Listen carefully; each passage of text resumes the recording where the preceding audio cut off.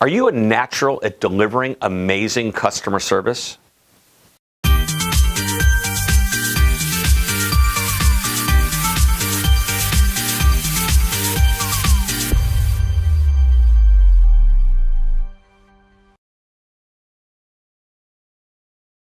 Hi, this is Shep Hyken, customer service and experience expert, and today I'm going to discuss the customer service DNA. Now, some people are just naturally good at providing great customer service. They're people pleasers. They pay attention to details, and it seems to come naturally to them. So, are they born with it, or do they learn it? How do they recognize that it's something that they're good at? Now, just a few weeks ago, I went through an exercise, and one of the questions was about my entrepreneurial DNA. I took a little different approach to the question. It wasn't just about being an entrepreneur. I realized that there was a point in my life that I could look back and say, that's when I knew I was passionate about taking care of customers. I didn't know it then, but looking back, I can see that it's what defined me. That was my customer service DNA. Now, the same could be said for any profession. The president of a major bank looks back and says, that's when I knew I was good at numbers and wanted to work in finance. Or the artist at some point realized, that's when I fell in love with painting.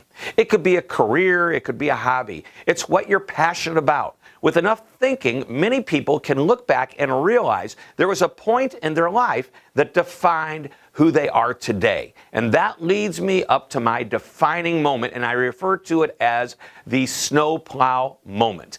I was just 16 years old, and I had just spent $900 on an old Jeep with a snowplow.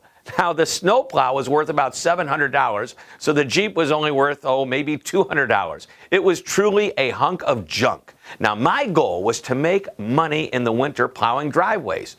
Before the first snowfall, I'd secured 15 customers in the area. The first snowstorm came that winter, and I worked hard, and it worked out perfectly. Same with the second snowstorm. It was the third snowstorm that was the defining moment. It was 4 o'clock in the morning, and I was getting ready to plow the driveways, and my car wouldn't start. Nothing I did was going to get that engine to turn over. Well, I was upset. Not because the car wouldn't start, but because I promised these people that I would plow their driveways. They were going to wake up and not be able to get their cars to the street. Now, a friend of mine had a brand new Chevy Blazer with a huge snowplow. He plowed parking lots and athletic fields for schools. Well, maybe he could help me out. So, at just a few minutes past 4 a.m., I called him. I told him how much I charged for each driveway and that I would be happy to give him all of the money if he would pick me up and help me take care of my customers. Well, he did, and my customers never knew that there was a problem. At the young age of 16, I knew that all I wanted to do was take care of my customers. The money didn't matter at that point. They depended on me, and that's all that mattered. It would have been easy to call them and tell them, hey, my car wouldn't start, but that's not me. As I look back at my youth, I can see how certain moments define me. That was the snowplow moment, and today, that's how I treat each and every client. I'll do what I have to do to take care of them. That's my customer service DNA. So, what's your version of a snowplow moment? Looking back, what moment helped define who you are today? And once you recognize it, it will give you a renewed sense of purpose and clarity. It's who you are and why you do what you do.